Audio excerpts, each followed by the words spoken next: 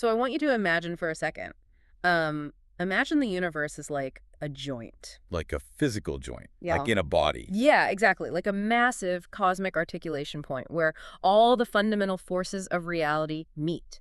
Heaven and earth are, the two immense bones making up this joint. And right now, as you look around at the world today, you are feeling the agonizing, grinding friction of bone scraping directly on bone. Because the cartilage is gone. The cartilage is just completely gone. The system is basically tearing itself apart from the inside out. That is, wow. That is a really visceral way to describe what so many of us are honestly feeling on a daily basis. Right. Yeah, we sense this persistent low-level dread, this feeling that the world isn't just facing like normal political or economic hurdles, but that the actual underlying architecture of reality itself is clinically misaligned. It's broken. And since you're already following the overarching cosmology of Dason Junori with us, you know that this feeling is not just modern anxiety. No, it's an accurate diagnosis. It's a cosmic fracture. Exactly. So today we are taking a deep dive into a very specific, heavily mechanical aspect of this worldview. We're talking about the concept of sin and Weedo. We're skipping the basic history today to really map out the actual architecture of this cosmic feud between spirits and humans. And, more importantly, how you, literally you, the person listening to this, function as that missing cartilage you just mentioned. Yes. So to map out this architecture, we really have to look at the mathematical progression that underpins this whole framework. Right, the Laozi quote. Yeah, from the ancient philosopher Laozi. He said, Tao produces one, one produces two, two produces three. Which isn't just poetry, by the way. I mean, that equation is the literal structural blueprint for how existence operates, how it broke, and, how it has to be fixed. So let's just jump right into the mechanics of that equation. Let's start with the one. What exactly is the mechanism of this original energy before things start splitting apart? Because, we hear a lot of different terminology thrown around for it in the sources. Oh, definitely. You hear one key, jiggy. Tail, yeah. And if it's just like one singular blob of primordial soup, why do we need 4 different names to describe it? Well, that's actually a crucial distinction to make. Those names aren't just redundant synonyms. They describe the different states and functions of that primordial energy. Okay, how so? So think of water, right? We call it ice or liquid or vapor, depending on how it's behaving, but it's all H2O. Oh, that makes sense. Right. So 1G refers to the absolute unmanifested original essence. It's just the baseline. Jigi points to the supreme active nature of that energy as it actually begins to move. Got it. And the other two? Tail and Tayul conceptualize it as the great cosmic womb. So the singular source that holds the potential for absolutely everything. The point is, the one isn't just some dead, static blob. Yeah. It is a highly dynamic, unified field of raw potential. But a unified field of raw potential can't actually do anything on its own, right? Like a universe can't exist without differentiation. Things have to push against each other. Which brings us perfectly to the two. The original energy has to divide to create action. So it splits into heaven and earth, which are the ultimate macro representations of yang and yin. Right, the classic dualities. Exactly. But the absolute foundation of this cosmology rests on one unbreakable rule regarding this split. Yin and yang are entirely equal, codependent partners. Yin is the mother of yang. Yang is the father of yin. They need each other. Completely. Huh. If the earth, which is yin, does not respond, heaven, which is yang, can accomplish absolutely nothing. Okay, I'm tracking the logic, but let's be real. Humanity has historically butchered this concept. That completely destroyed it. Yeah, we look at differences and immediately try to, stack them vertically. We invent hierarchies. We decided heaven was somehow above Earth, not just spatially, but in terms of value. Yeah. And we built these massive patriarchal structures that placed men above women, actively fighting the horizontal, equal partnership the universe was supposedly built on. We essentially took the operating system of the cosmos and tried to run it backward.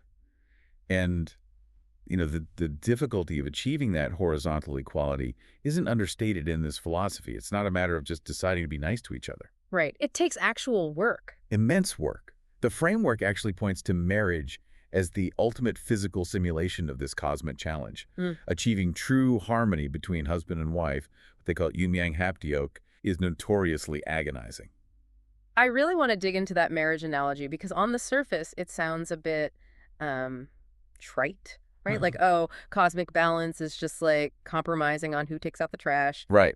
But the mechanics of what you're saying suggests something much more violent. It sounds less like a domestic compromise and more like two highly volatile chemical elements trying to bond into a new compound. Exactly. If the conditions aren't perfect, they don't just fail to bond, they combust. That is a far more accurate way to look at it. The immense friction of a marriage, the grueling work of aligning two entirely distinct wills into one unified direction without one dominating the other. It's incredibly hard. Right, and that is the exact same friction heaven and earth experience.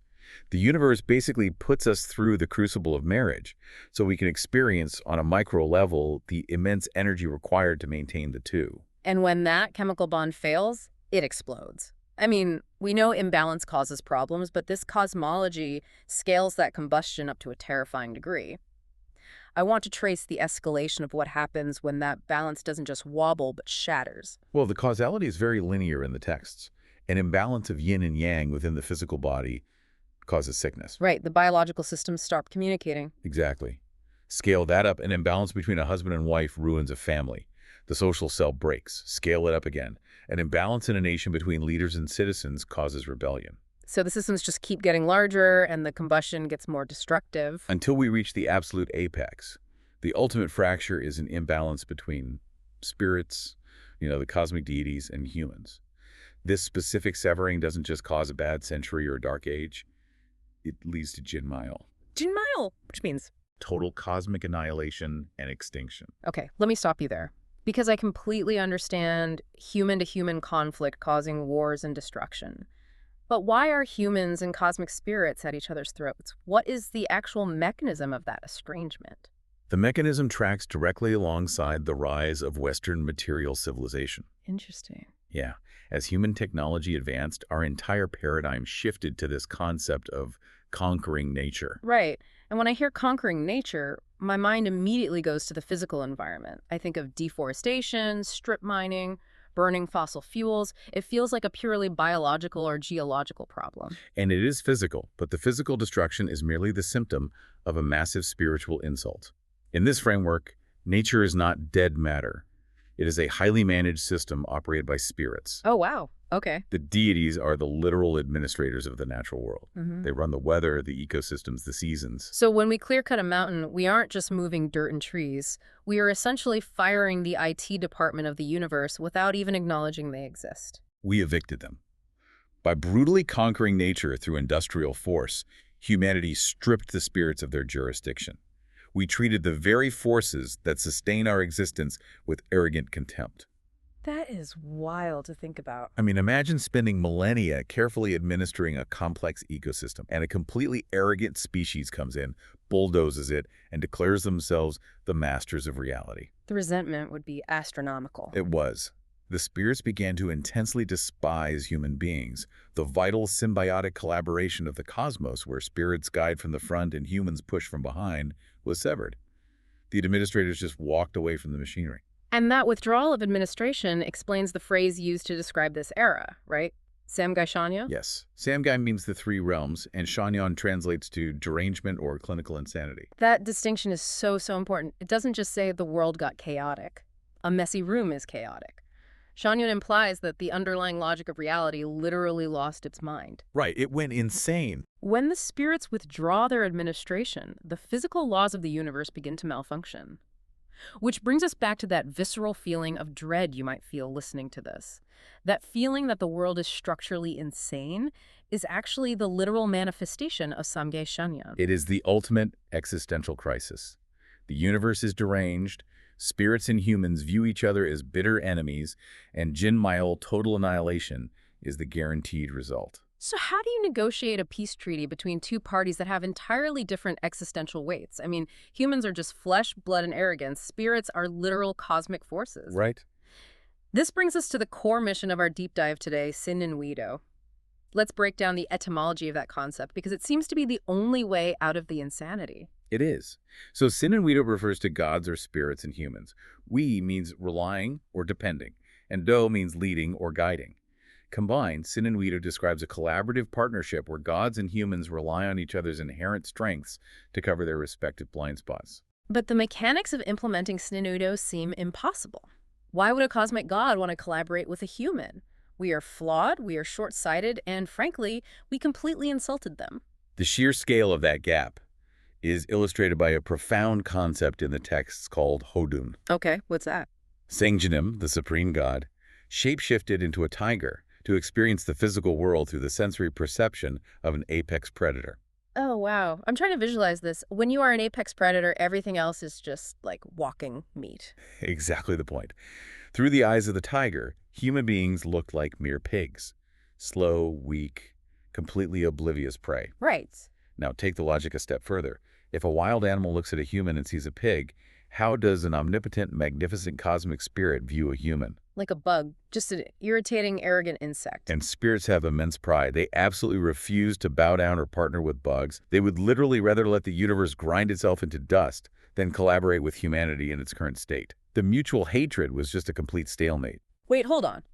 If Saint Genim is the supreme god, the ultimate authority, why couldn't he just snap his fingers and command the spirits to respect humans? Why not just force the collaboration? He has the power, right? He has the power, sure, but forced respect isn't collaboration. It's subjugation. If you hold a gun to someone's head and force them to work with you, you haven't created harmony. You've created a hostage situation. Singmedo requires mutual reliance. The spirits had to genuinely recognize human value, which meant human value had to be structurally elevated to their level. So how do you elevate a bug to the level of a god? Through a radical, totally unprecedented intervention.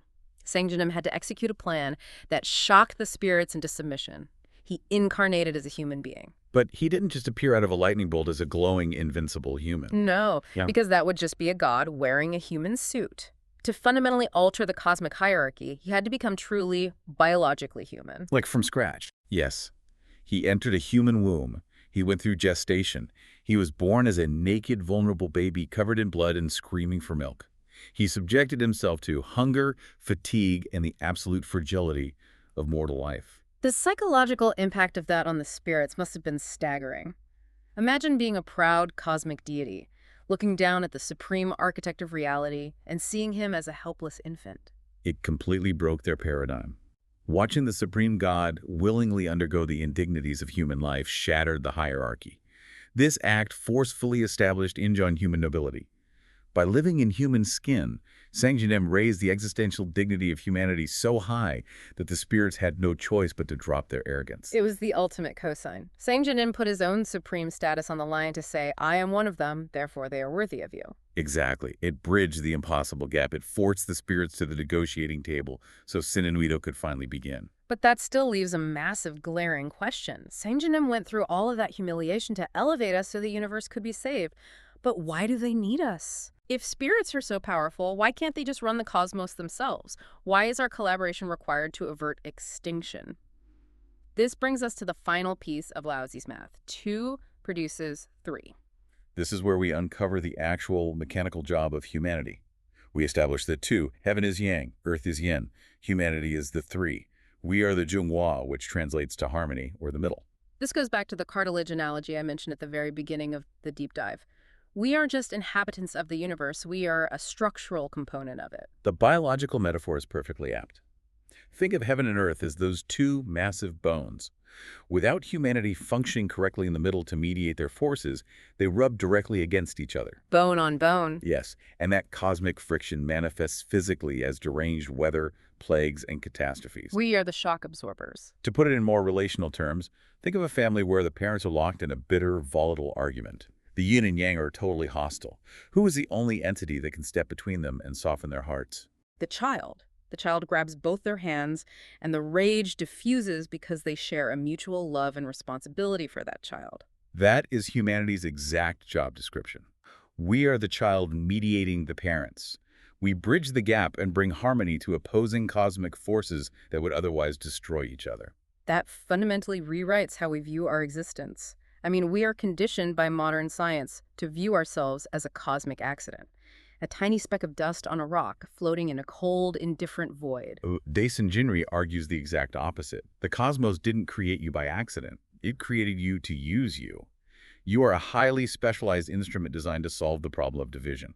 This is beautifully encapsulated in the phrase Muin Muqianji, Without humans, there is no heaven and earth. Without humans, the entire system collapses. We are literally holding the blueprint for survival in our hands. But, you know, you cannot hold that blueprint without assuming the immense responsibility that comes with it. If your cosmic role is Zhenghua mediation and harmony, then your daily behavior matters on a structural scale. When you engage in petty fights, when you actively alienate others, or when you sow division, you aren't just being difficult. You are being bad cartilage. You are actively contributing to the bone-on-bone friction that is tearing reality apart. You are betraying the singular function you were designed for, and a system will eventually expel a component that fails to perform its necessary function.